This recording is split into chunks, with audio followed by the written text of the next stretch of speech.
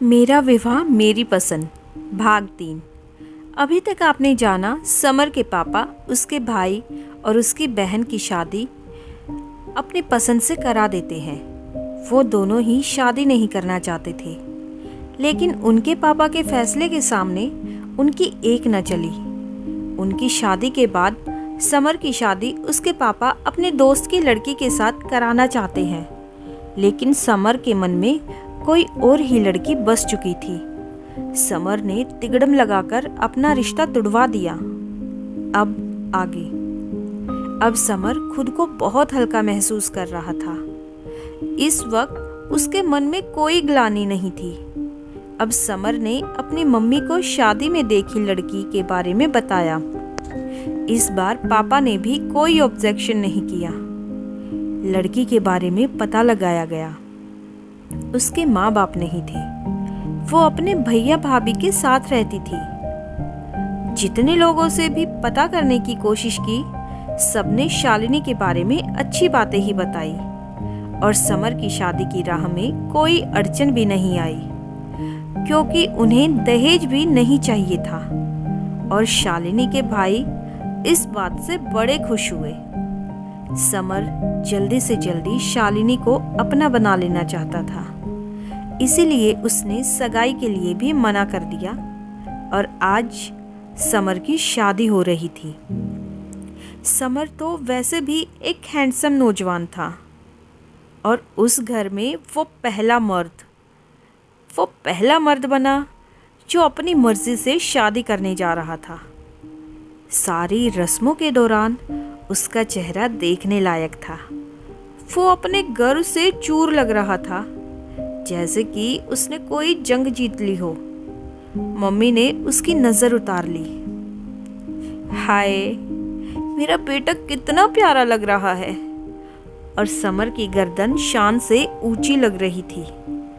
इसी अकड़ और बेखबरी में उसकी जयमाला की रस्म हो गई, और समर ने शालिनी की मांग में सिंदूर भरा, फिर मंगलसूत्र पहनाया। एक बार को उसे लगा कि शायद शालिनी वो लड़की नहीं है जिसे उसने पसंद किया था। फिर सोचा, शायद ज्यादा मेकअप से चेहरा अलग लग रहा है। इसीलिए जब सुहागरात के लिए शालिनी को तैयार करने की बारी आई, तो उसने अपनी भाभी और चंचल को बोल दिया कि मुझे ज्यादा मेकअप पसंद नहीं है। शालिनी को ज्यादा मेकअप मत लगवाना। सबको उसकी बात बहुत अजीब लगी, पर फिर भी उन्होंने उसकी बात मान ली। समर ने थोड़े संशय के साथ सुहागरात वाले कमरे में कदम रखा और दरवाजा बंद किया। उसके दिल की धड़कन बढ़ गई थी। वो अपनी दुल्हन का घूंघट उठाने जा रहा था और सोच रहा था कि मेरे अंदेशे गलत साबित हों। समर ने घूंघट उठाया और शालिनी ने शर्म से अपनी पलकें झुका ली। समर ने अपने हाथ से उसका चेहरा उठाया और जैसे होश खो बैठा। ये तो वो लड़की है ही नहीं जिसे पाने के लिए उसने इतने जतन किए थे।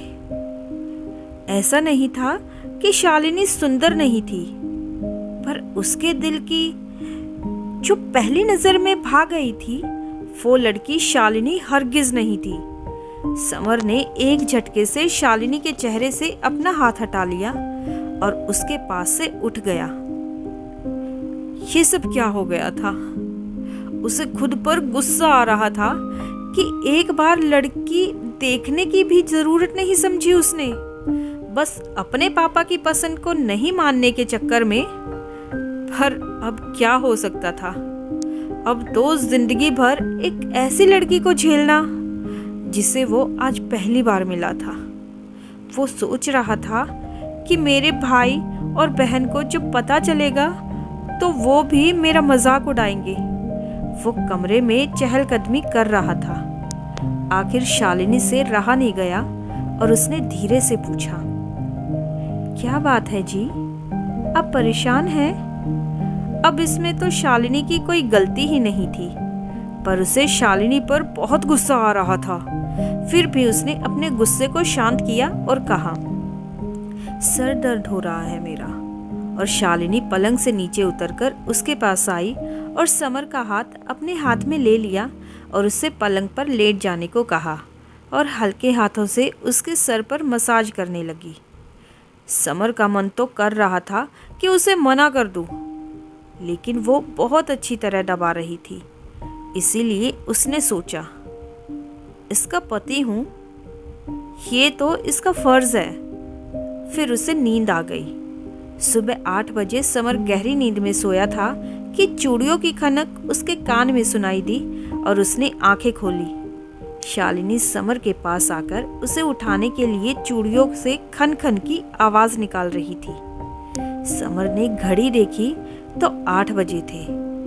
उसने थोड़े गुस्से से उसे देखा तो वो सहम गई और बोली, वो जी, मुझे मम्मी जी ने आपको उठाने के लिए भेजा था। और समर ने उसकी ओर देखने की भी जरूरत नहीं समझी और बाथरूम में घुस गया। शालिनी से समर की शादी हुए अभी हफ्ता ही बीता था और सब उसकी तारीफ करते नजर आए थे। मम्मी पापा हो या भाई भाभी, सबसे बड़े प्यार से पेश आती थी वो। घर के सारे काम बहुत मन से करती थी। चंचल की तो वो सहेली बन गई थी। उसकी शादी के बाद राज को अपनी नौकरी पर जाना पड़ा था, इसलिए चंचल अभी यहीं जयपुर में ही थी। समर शालिनी से ज्यादा बात नहीं करता था, फिर भी वो उसके सारे काम बिल्कुल वक्त पर करती थी। मजाल है जो कोई काम समर ने कहा और वो ना करे। फिर भी समर उससे प्यार से बात करना तो दूर, देखता भी नहीं था। पर वो एक साथ ही सोते थे। शुरू से फिल्मों में दिखाए जाने वाले बस एक ही सीन समर को समझ नहीं आता था कि अगर हीरो की शादी किसी और लड़की से हो गई तो हमारे हीरो बिल्कुल सन्यासी की तरह अलग सोफे पर सोते हैं। उसकी शादी को 10 दिन हुए थे और राज चंचल को लेने आ गए तो उसके मम्मी पापा ने कहा कि इतने दिन हो गए शादी को, शालिनी को लेकर थोड़ा घूम आओ। और समर ने भी सोचा कि आज चंचल और राज भी है तो आज चला जाता हूँ, वरना अकेले इसे लेकर गया तो क्या बात करूँगा। सब शाम को घर से निकले। पहले शॉपिंग करने मॉल गए। वहाँ चंचल ने राज की जेब हल्की की, पर शालिनी ने ना तो कुछ खरीदने को बोला और ना ही समर ने पूछा। चंचल ने उससे बहुत कहा, भाभी आप भी तो कुछ पसंद करो। पर शालिनी ने कहा, अभी तो शादी में बहुत सारे कपड़े मिले हैं, बाद में कभी ले लूंगी। फिर चंचल ने कहा, बहुत थक गई हूं मैं तो, अब चलिए कुछ खाते हैं। और राज तो जैसे अपनी बीवी के मुंह से निकली हर बात पत्थर पर पड़ी लकीर समझता था। उन्होंने तुरंत कार में सबको बैठने को बोला और एक रेस्टोरेंट के पास गाड़ी रोक दी। सबने ऑर्डर दिया और वेट कर रहे थे कि तभी चंचल ने शालिनी को बोला, भाभी उधर देखिए उस लड़की को, पापा के दोस्त की बेटी है। पापा भैया की शादी उसके साथ कराना चाहते थे, मगर भैया ने कुछ तो तिगड़म लगाया कि पापा के दोस्त ने शादी से मना कर दिया। वो क्या है ना, आपको देखते ही अपना दिल हार बैठे थे मेरे भैया। और शालिनी सोच में डूब गई और समर की नजर जब उस लड़की पर पड़ी और वो ना रहा।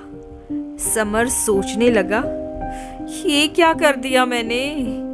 मेरे पापा की पसंद और मेरी पसंद एक ही थी। उसे ऐसा लगा जैसे सारी दुनिया उस पर हंस रही है। चला था अपने पापा की मुखालिफत करने, तो अब भुगतो।